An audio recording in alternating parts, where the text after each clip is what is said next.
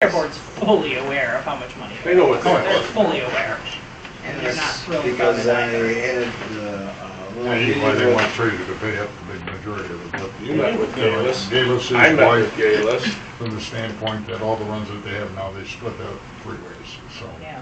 However they decide to. But, I don't care how they pay us.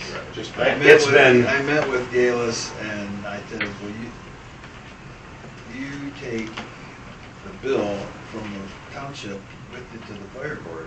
Well, then it's when he admitted that he was the chairman of the fire board. Well, take it with you. So it's been, I mean, just to get their guys that they have now, it's been anywhere between 3 and 5 years in the making, getting the 2 to 3 entities to actually come to terms to say, we need this. They've sent them an email 5 years ago and said, this is what we need to prepare for, and this is where we're at. So finally good for them. Ben and Dave have worked their butts off to get what they got, so. absolutely. So, Ben seems to be getting more cooperation out of Yeah. certain individuals up there than his brother-in-law, so. right. So, that's it. Yeah. That's it. Tomorrow evening, I believe we are taking over the parking lot, correct? Yeah, we're gonna do our driver's training tomorrow, so we'll get in the parking lot with some cones and There'll be cones all over the place, so. It's, sidewalk chalk. Wow. Well, it's just easier, once you run the cones over, it's easier if you just put a mark there so you can put it back in the same spot every time. No rain. and I know what it's like. Yeah, it'll be 6 o'clock tomorrow, we'll start. We We have to do it promise every, not to use the paint this time. we have to do it every year, so. Other than that, everything's good. And that's department level training, right? That's Correct. just, it's not anybody coming from the outside or Nope, any additional. just us. It's okay. They could if they wanted to, but we didn't invite them, so. whatever. All righty. Any recreational report? The only report that was brought to my attention was a phone call today from someone that said that the playground area looks kind of tough, and I said we did put together an agreement to spray for the weeds, but this is not going forward as of yet, but it should be forthright soon, so. Right. And everybody knows the steel showed up at the end of the road, and so that will be moving forward, which is going to be really, really nice to get accomplished. So there's no hall report, so I move to accept the reports. Second. All in favor signify by saying aye. Aye. All those opposed, same sign.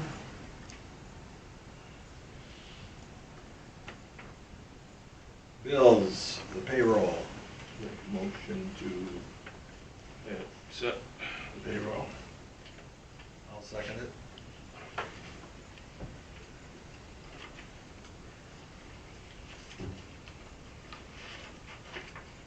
Davidson, Yes. Cruz, Yes. Class, Yes. DeShano, Yes. Campbell. Yes. The bills. I make a motion to accept the bills. I'll second.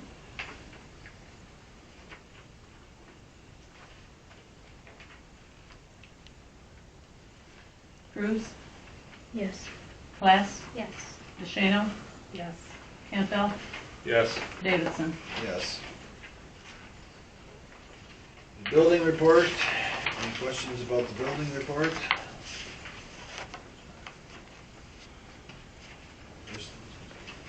We're still getting some electrical permits in on the trailer park up there yet? And a few mechanical. So we have received the amount for this new home on East North Hotel, but then it says on hold. The next permit over, so is that Well- holding the permit for a future? Yes, he Okay. filled out a permit for a house and for the pole barn. Mm. So they filled them out on numbered permits, Oh, not okay. just applications, but the numbered. So I had to put it on there that it was there. But our building inspector wouldn't even take any money for it at this point. The house has to be built, and then they'll talk about that one. So Okay. that's why it's kind of on hold. Yeah, I just wanted to make sure I Yep. understood what that meant.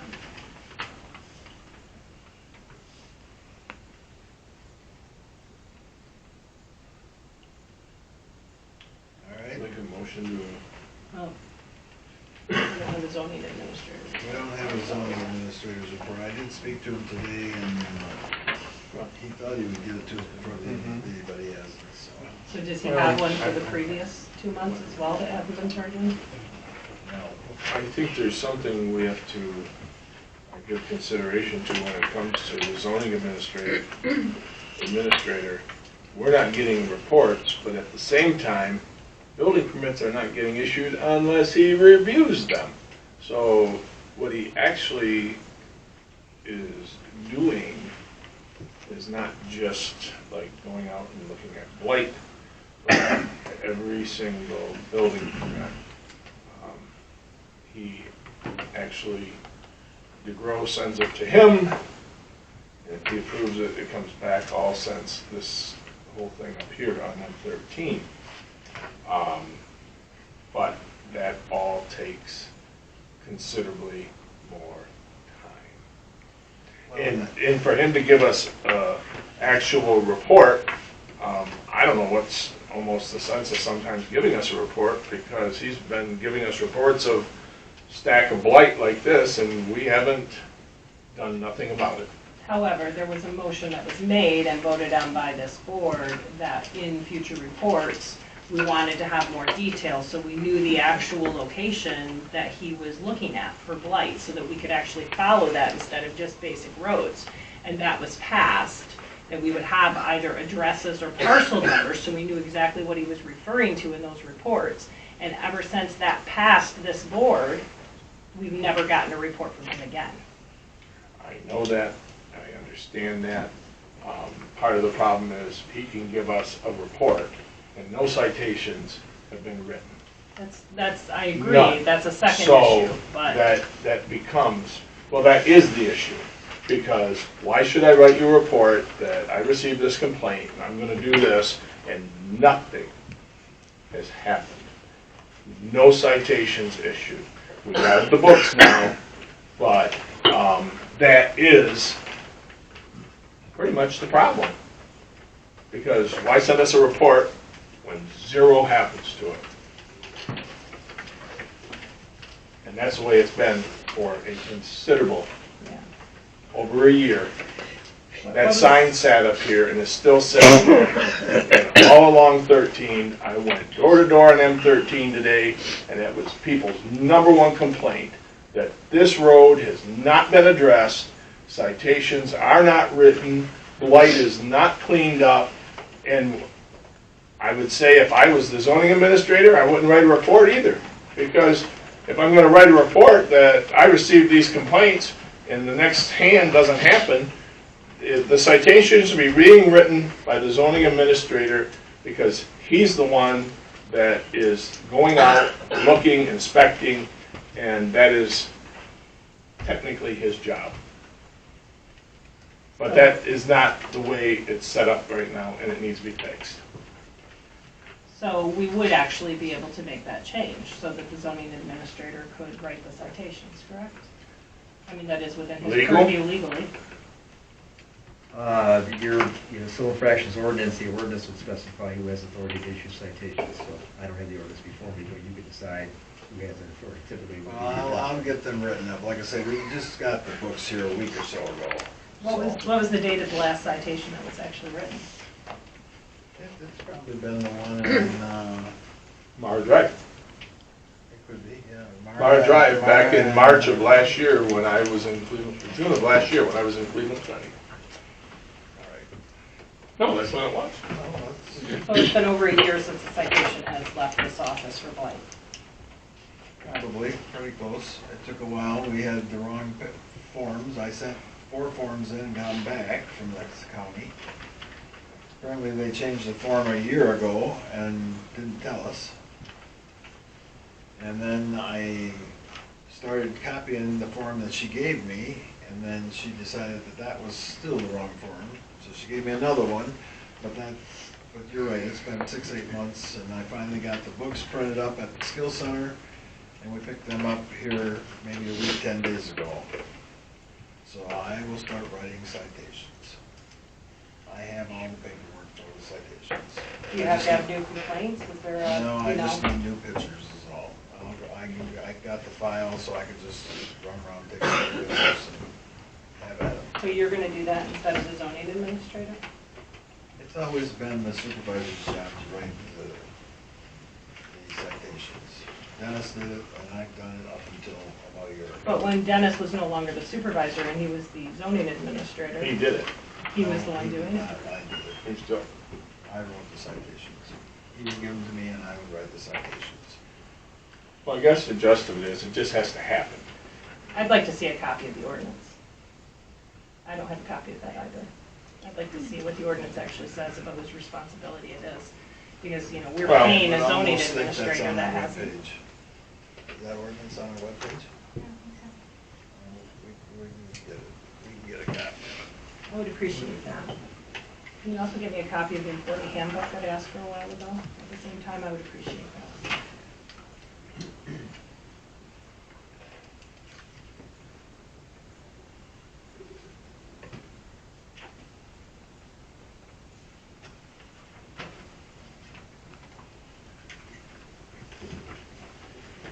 All right. Public input. Oh, no, it says, communications, under communications, I did have a phone call from a citizen, and I was asked to please bring it up. So that would be a public communication. And that public communication came from Sue Cooley, who is concerned about the weeds in the park. And when she was asking questions about the weeds in the park, it was stated that the trustees are holding things up. She then responded to the individual she was speaking to and said, "Excuse me, it's a 5-member board. The trustees didn't hold nothing up."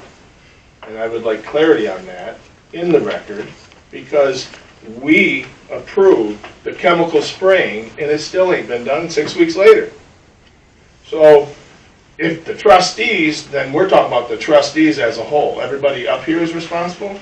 No, we voted, and you were supposed to move that forward. The administration making sure that the insurance certificates were here and get the job done, but that hasn't been done either. I have spoken to Weiss in regards to their insurance and that, and we've sent them the contract. And I sent Jeff an email this morning stating I needed the contract back and put us on the schedule to do the spraying. Okay, I will make sure and let Sue know that that's happening, because no matter what you look at, the diamonds, the playground area, it's all, I went back and looked before the meeting to make sure I wasn't out of character, and I'm not. It is all in terrible. We almost need to have a work day out there just so that we can, I wouldn't let my kids go play in that playground the way it looks. It's a pretty sorry state. It's never looked like that in the last several years. This year has been interesting, so I will let her know. Public input, 3 minutes. Do we need to vote for that communication? What? Do we need to vote for that communication or no? Okay, we'll move to accept the communications. I make a motion to accept the communications. I'll second that. All in favor signify by saying aye. Aye. All those opposed, same sign. Yes, sir. 1890 South Huron Road, Brad Eddy. Just to bring you guys a little history lesson, it's been over a year ago on Mara Drive, once I found how competent your attorney was, Justin Ebel, citing a citation for a dead person. That is the last citation that was issued, was to a dead guy.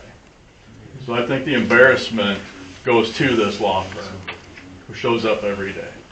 I mean, at every meeting, I should say. So why is there no citations issued? And Fred Schmidt, Fred Schmidt said, Sam, he's only doing this job as a favor to you. I have that recorded on 2 different occasions. You can see he has many political signs in his yards. So maybe it's another whatever it takes group. I do not appreciate anybody who does anything for favors in this township. I've asked about my taxes. My wife came about our taxes for trash. Eddie Brothers, or me and my wife, have never used trash and were assessed for it. The treasurer assessed us when we've always had dumpsters at Eddie Brothers Auto Parts. Always. Never has there been a trash can. You yourself, Sam, in a recorded conversation, said to have Melissa remove that from the taxes. I have asked this entire board, along with my wife, to put this on the agenda. Has it happened? No. I have We went already to, have an ordinance, so it's my time, okay? Got it? yeah, I got it. Go ahead. All right. Be careful. Wes at the treasurer's office stated that if I'm not using this, I should not have to pay for it. Okay? Why is this so hard? Probably because of the law firm you use. So a competent attorney must be a priority for this board. Now when it comes to the sign that's been talked about across from Eddie Brothers, Elite, you, in a recorded conversation in your office with the deceased Richard Sabias, you told him it was his fault and the township had to purchase the sign that's in the DOT right-of-way. Don Hundley at the DOT, in another recorded conversation, stated the same thing and said you were told that. It is in a right-of-way. It was September last year, Sam, when I brought this complaint to the board. Your competency is zero. It is sickening. And that is why I'm running for supervisor, because of favors that you insist on. And I really think that this stuff with Fred Schmidt, Dick Sabias was fired from his job as zoning administrator for nothing compared to what Fred Schmidt is doing. Fred Schmidt, do you see a sign besides political signs on his properties? No, but he works for Frankenmuth Credit Union. Look up his dealer's license. This is wrong. I mean, it's like an underground society. It's BS. Treat everybody equal in this township. I mean, I don't know what kind of business you run, but this is supposed to be the people's, not yours. Thank you. Anybody else?